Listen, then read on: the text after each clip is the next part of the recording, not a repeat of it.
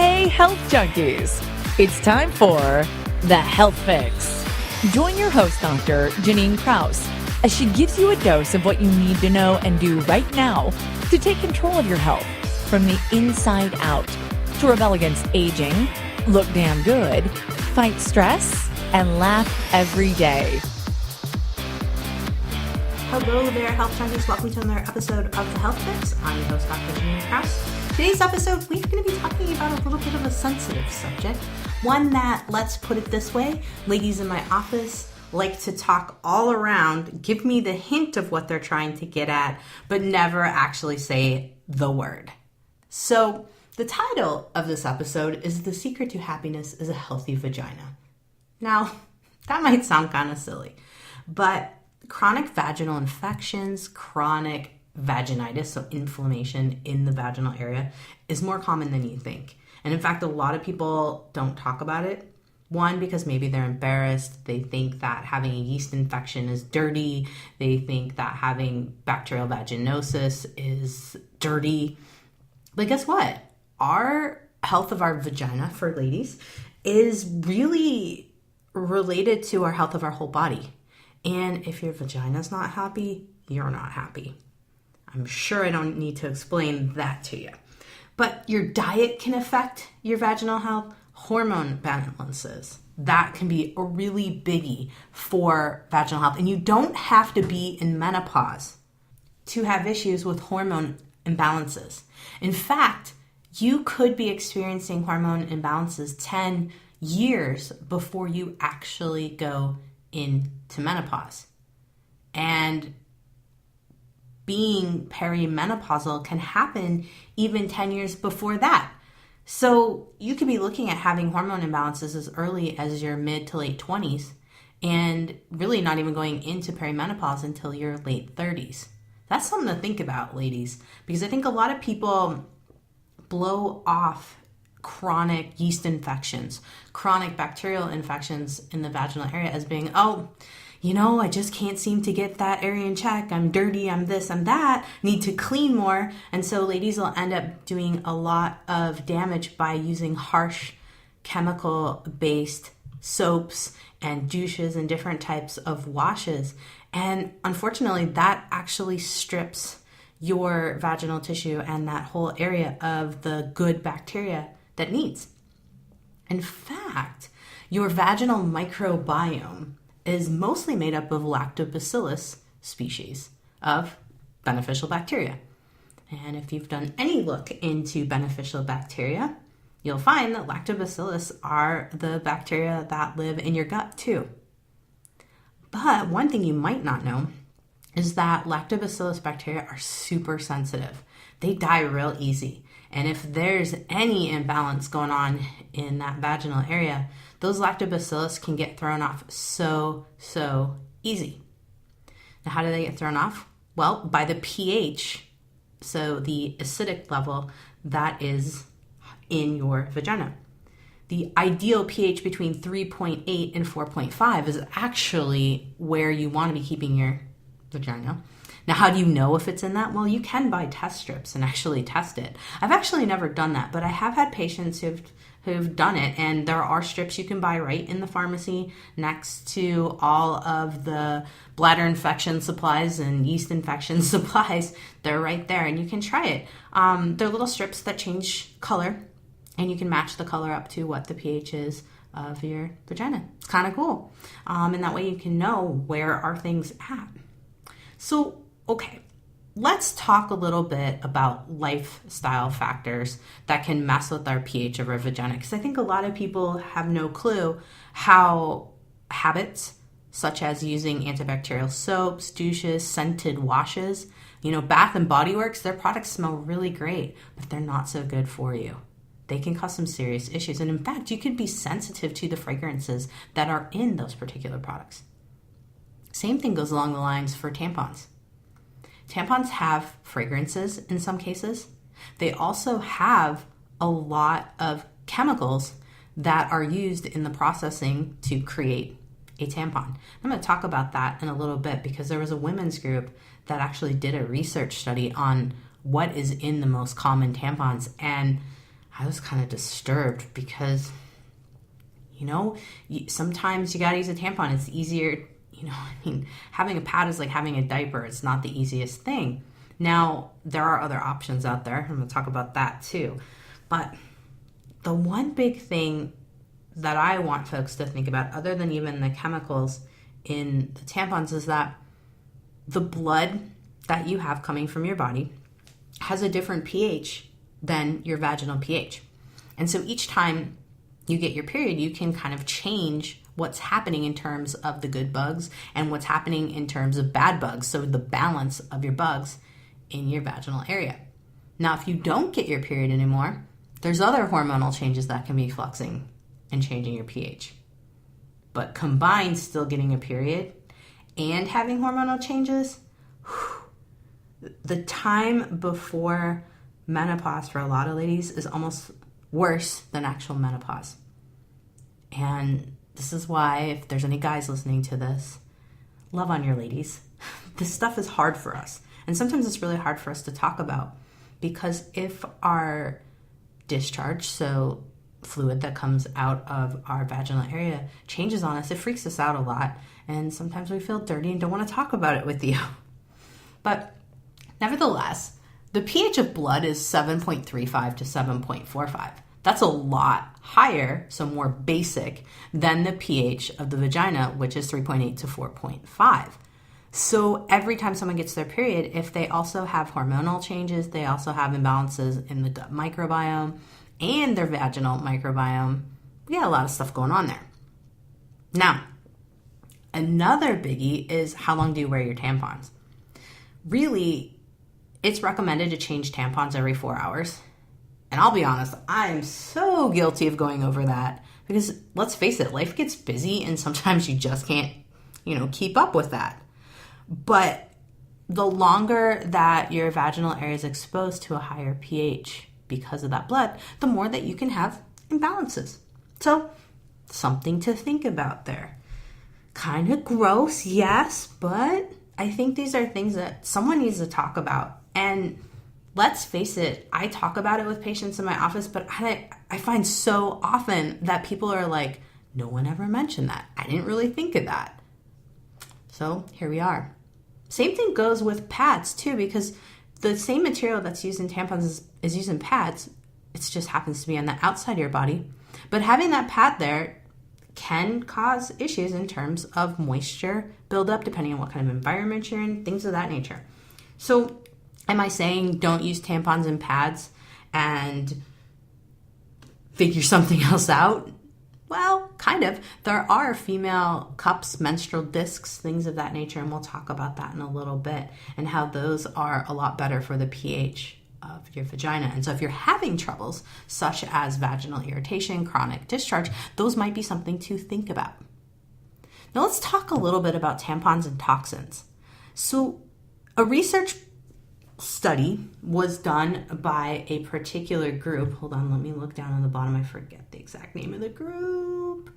Where are they? Oh, there we are. So Women's Voices. And they do a lot of research studies on females' health and whatnot, and women's health. And I find it really interesting that they looked at Tampax Pearl, Playtex Sport, scented, and Kotex tampons. The three most popular ones out there, really, as far as I can tell when I ask patients what I use, things of that nature. Now, there's something called carbon disulfide, which is a chemical that's used in the production of rayon, which is one of the ingredients in the tampon. Now, rayon is one thing, but when it has carbon disulfide used in the production of it, it has an increased risk of menstrual disorders, early menopause, and hormonal disturbances. Okay, so we have a lot of people in the United States going into menopause early, commonly. Now, a lot of people ask me, what's the average age of menopause? Well, I'm seeing people going into it as early as their 30s, and some people go into it in their 50s. So anywhere between 35 and 50 plus is a possibility. But how many ladies out there have hormonal disturbances, meaning PMS, PMDD, which is premenstrual dysphoric disorder, where folks get really depressed, really suicidal before periods. You get extreme wild mood swings, things of that nature, but also migraines. And missed periods, so not getting the period every month. These things could be as a result of chemicals. Now, toluene and xylene are also found in tampons, as well as methylene chloride. And methylene chloride is a paint stripper, which is like, why would I want to be putting that in my vagina? Whew. Super, super scary. And even methylene chloride's been linked to 50 plus deaths since 1980. Now, it's not a lot of deaths, but that's enough to make someone think about it, at least.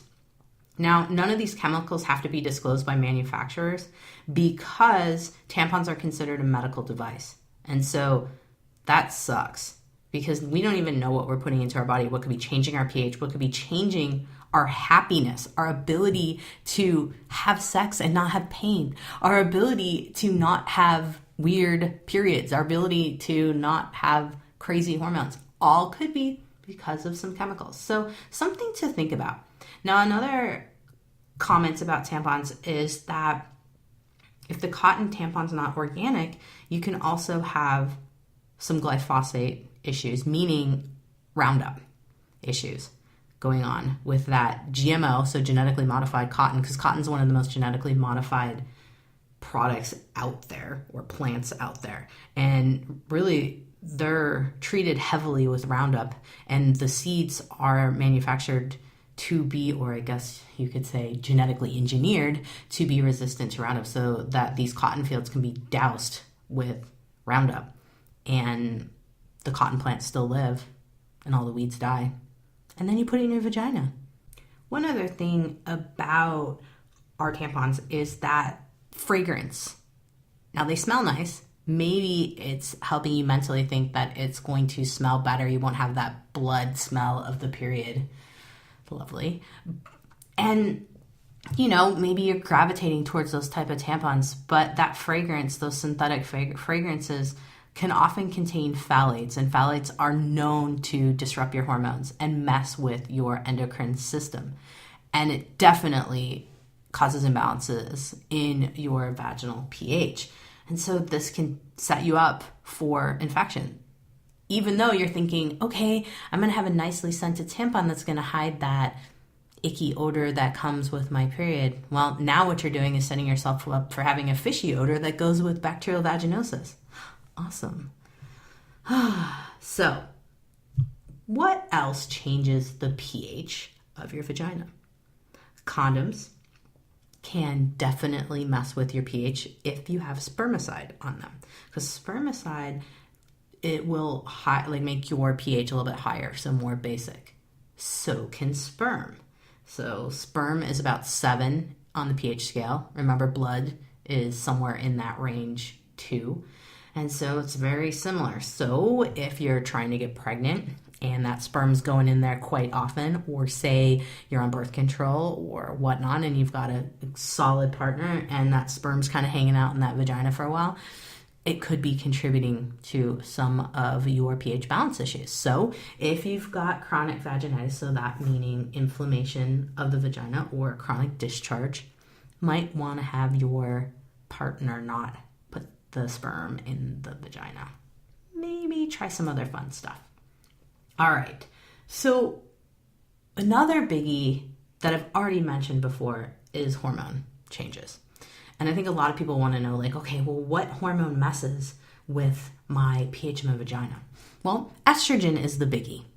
And as estrogen decreases as we get older and we head towards menopause, or we're in perimenopause, your pH of your vagina will slowly start to become less acidic.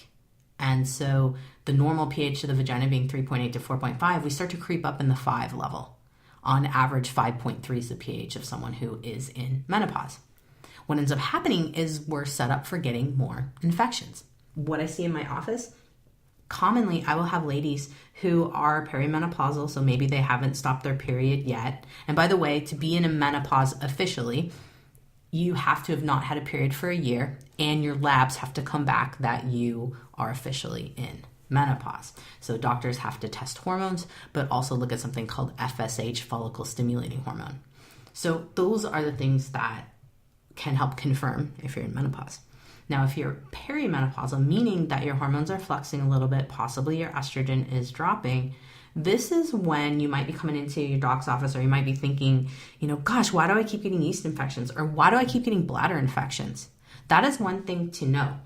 Chronic bladder infections aren't always an issue with the bladder. Sometimes it's an issue with what's going on in the vagina and if your vaginal microbiome is healthy. One of the biggest issues I see as women get older is something called vaginal atrophy. And this is the shrinking or shriveling of the tissue in the vaginal area, which may sound really horrible. And in fact, it can get pretty severe. And a lot of ladies don't like to talk about this. And in particular, they don't like to talk about it with their partners. And this is something that's hugely important because, like I said at the beginning of the podcast, the secret to a happy life is a happy vagina. And why do I say that? It's because if you can't talk with your partners about what's going on down below, and you can't talk to your doc, you're embarrassed or you're scared to go in and find out what's really wrong, you could be messing with a lot of different emotions. Let's put it this way. Sex is a very emotional event. And if you're not able to perform, a lot of times there's fights, there's anger, there's often, if I look at it, I feel like with having unhappy vaginas, a lot of people probably end up in divorce. Honest to goodness. So saving relationships, get that vagina healthy. So vaginal atrophy is a loss of the tissue strength, and what often happens is it's a loss of estradiol and the hormone estriol. Estriol is our weakest estrogen, but it helps to make a lot of that lubrication be on point and keep that vaginal tissue nice and healthy.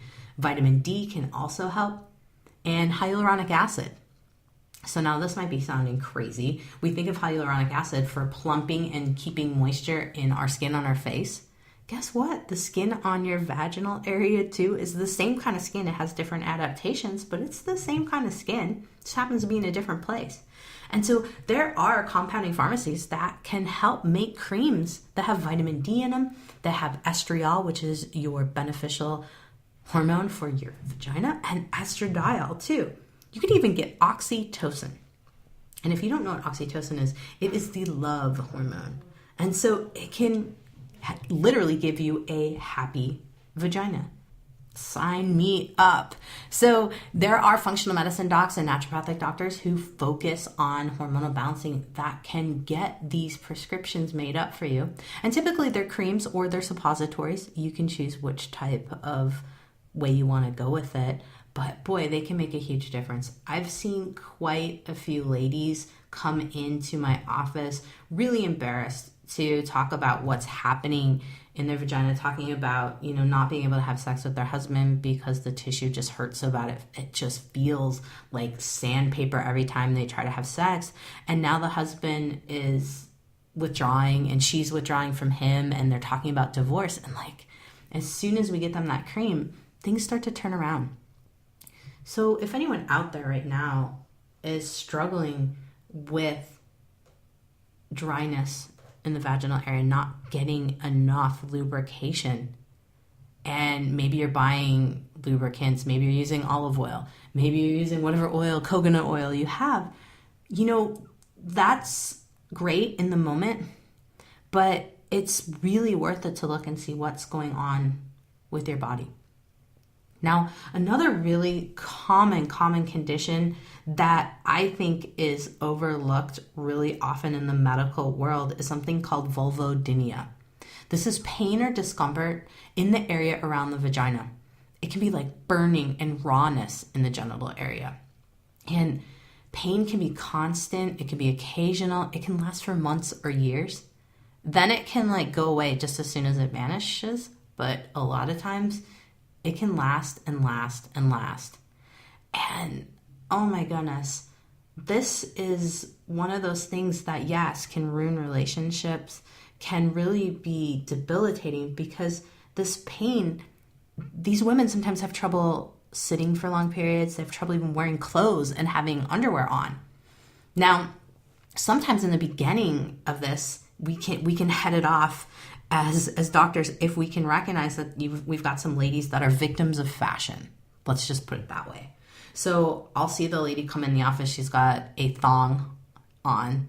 Not that I can have x-ray vision. That made me sound like a total creeper.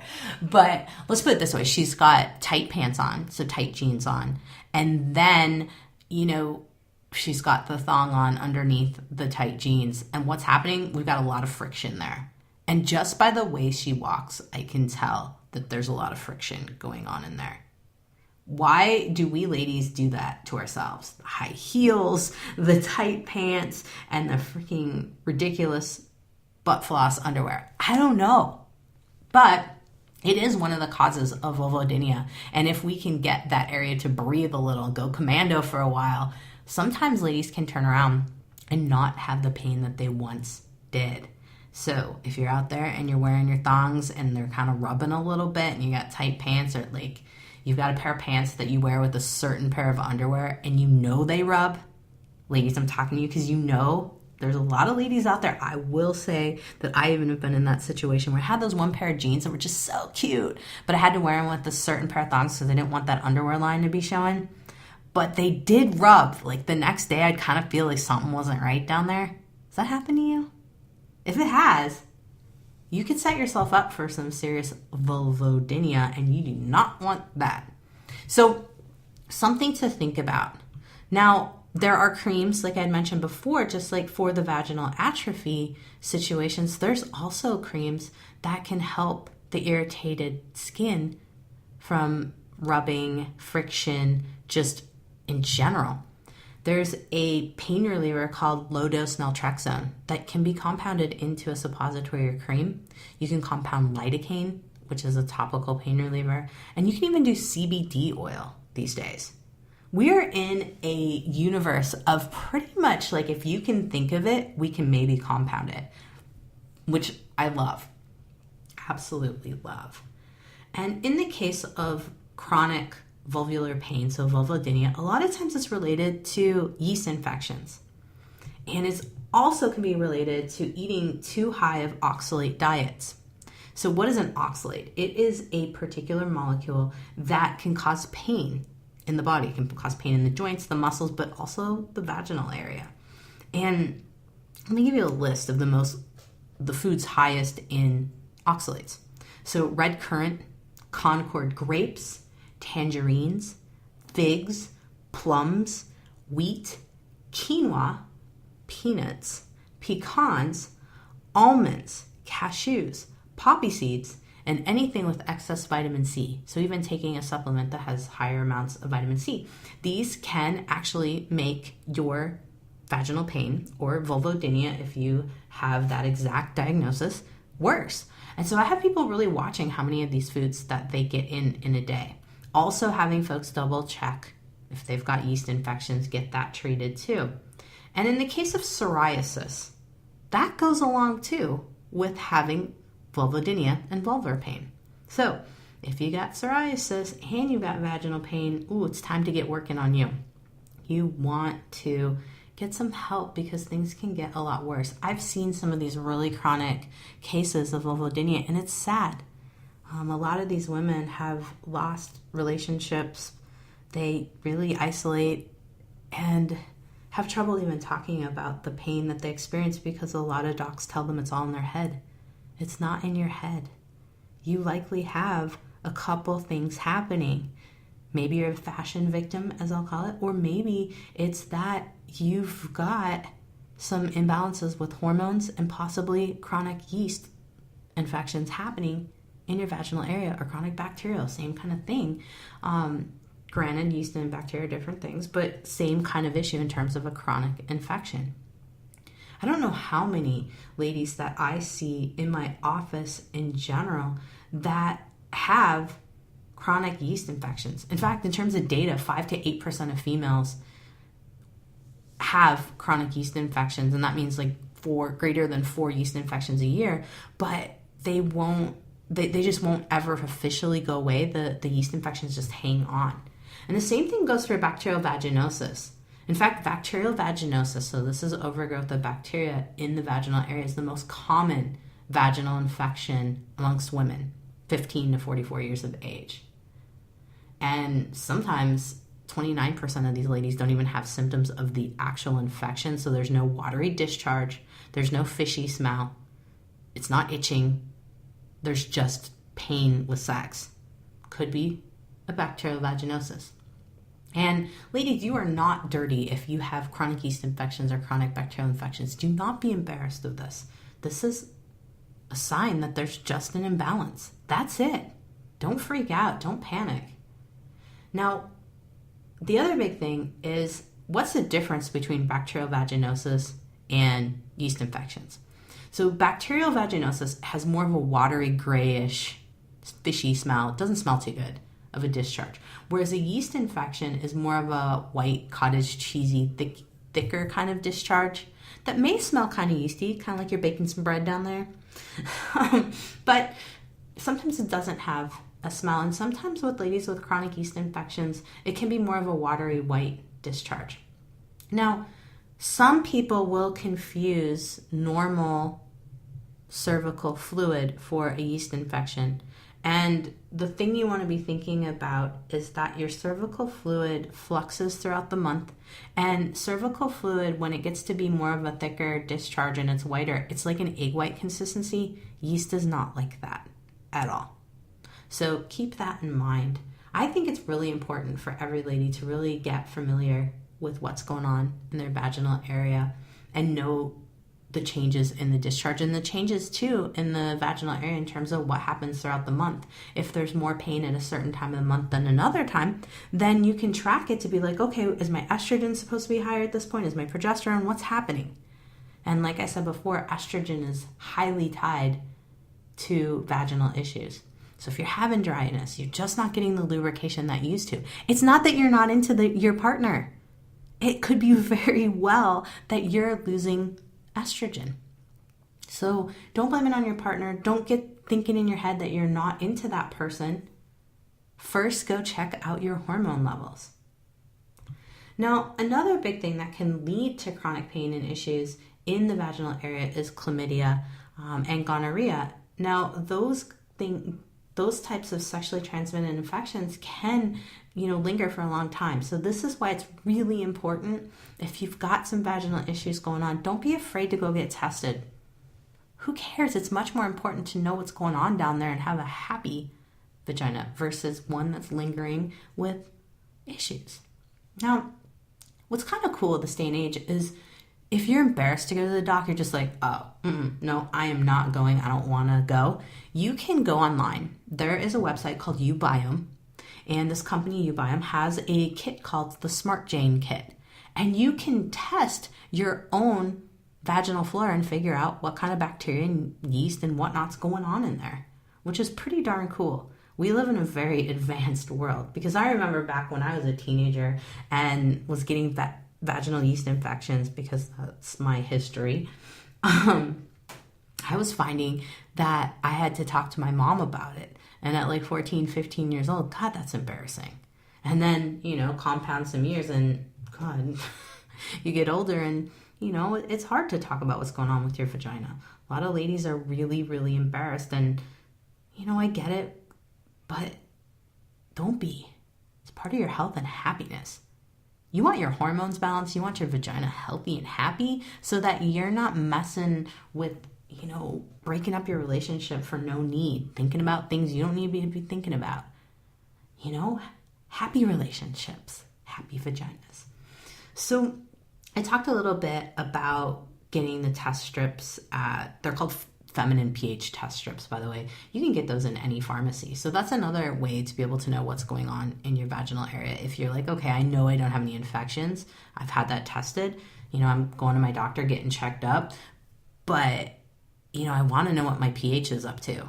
I think it's valid to go get those strips and test it out throughout the month and see what's going on. And look at the difference in the pH between when you have your period, if you still get your period, and what's happening mid-cycle, so ovulation time, and what's happening before the period. It's really interesting to look and see because a lot of ladies that I have in my practice that test their pH balance, they're finding that there's some pretty wild fluxes in pH. Also, what's really interesting is if you have a day where you went out and you had a bunch of candy and sweets and treats and then test the pH of your vaginal area, sometimes that changes and goes quite high. So diet, sugar, eating a lot of carbs and breads can make a really big difference in vaginal pH. So something to think about. Now, going down the lines of feminine hygiene and things of that nature, I heard about an article from not university, it was the UK. And I had to find it because someone was telling me something about your underwear should be thrown out once a year. And I'm like, oh my God, if your underwear is supposed to be thrown out once a year, I'm so guilty of not doing that. And what they were saying is that your washing machine doesn't wipe out your bacteria as effectively as it should. And it said that 83% of clean underwear already contains roughly 10,000 living bacteria. What? That's nuts. And this article is all about how your washing machine doesn't clean things as effectively as it should. And so I'm thinking to myself, oh my God, that's a lot of bacteria that live straight up on your underwear. And I went to thinking about it a little bit and remembered, kind of what I was told when I was going to school last year about chronic yeast infections. You need to wash your underwear in hot water and dry it on hot in the dryer because that helps to kill bacteria and yeast in particular. And so I was like, oh, maybe these people aren't washing in hot water. And I went back to the study, I couldn't tell. Now, if you look at any average individual's washing habits, usually cold water is what we wash in because it's an energy saving cycle. So keep in mind that perhaps you should be washing all your underwear in hot water and drying it in the dryer, not on a line. And I know that's not very green, but shoot, I'd rather be making sure I'm not recontaminating myself every single time that I put my underwear on. Which makes for another case of going commando. Now, in the same case though, what about your jeans? How much bacteria is hanging out in your jeans or your pants? I don't know. I just found this a really interesting article in terms of hygiene for underwear. So there you have it, just a random little tidbit in terms of making it really important to watch what you do when you clean your underwear for that matter. Plus, one of the things that I do find that is quite common is that folks who wear thongs on the regular, let's face it, those thongs kind of slide back and forth throughout the day. And what touches your butt can go around to the front, to the vagina, and bring some E. coli over there. And I think that's one of the reasons why younger females might end up with more bladder infections the more that they wear thongs and things of that nature. So make sure those thongs are getting cleaned no matter what in hot water and hot, dry heat to dry them. So you can kind of rule out that as being one of the big issues. Now, I've went through discharge and I've talked about pain in terms of what can be happening in the vagina. Now, there is one more pain condition that's known as clitoridynia, which is pain in the clitoris. And this can be really, really debilitating because your clitoris is containing lots of nerve endings. It's like the tip of the penis. It is super sensitive. Normally, you're supposed to feel pleasure when the clitoris is stimulated, which a lot of you might be out there like, duh. But a lot of women experience chronic pain or irritation when their clitoris is stimulated. And this can really hinder people in the sexual activity department, but also can be quite an issue because of its location, because clothes might rub on it. When you're sitting, things might rub, and this tender throbbing pain can really, really be debilitating. And so folks in this department also can benefit from some of the pain relieving creams and compounded creams that are out there, but also help with hormonal balancing as well. Acupuncture, by the way, is a huge help in this case because sometimes folks will note that the pain, chronic pain in the vaginal area or chronic pain in the clitoral area is related to a pudendal nerve, so a nerve that can be inflamed too. Now, another big thing out there that in addition to acupuncture for helping with pain in this area, which, by the way, the acupuncturist, because I am an acupuncturist and I do see people with chronic pelvic pain and vulvodynia and clitoridynia, I do not needle into the vaginal area. I do not needle the clitoris. Just so you know, I think a lot of people might be thinking like, I wonder how that works. So nope, no needling there. But definitely other areas of the body that can be extremely helpful, especially in the area of the sacrum. The sacral nerves come around and go to the pelvic area and can help with relieving pain. The pudendal nerve is also coming around in that low sacrum area too, and more towards the coccyx region. But anyway, acupuncture is not going to be in your vagina, just so you know. Now, another big help in the vaginal pain area is pelvic floor physical therapy. In fact, I believe pelvic floor physical therapy has been a lifesaver for a lot of my patients with chronic pelvic floor pain. There is one doc out there on the internet. Her name is Dr. Brianne Grogan. She's a doctor of physical therapy, and her website's Femme Fusion Fitness. She has great tutorials and YouTube videos in terms of how to help manage pelvic pain. So if you're suffering with chronic vulvodynia or pelvic pain of any type, check out femmefusionfitness.com. Dr. Grogan is amazing. Her website is loaded with resources that can help you with exercises to help work on your pain. She's also got a book called Lady Bits. It's a great book that just really kind of helps you understand why you have chronic pain and if your pelvic floor muscles are part of the picture here.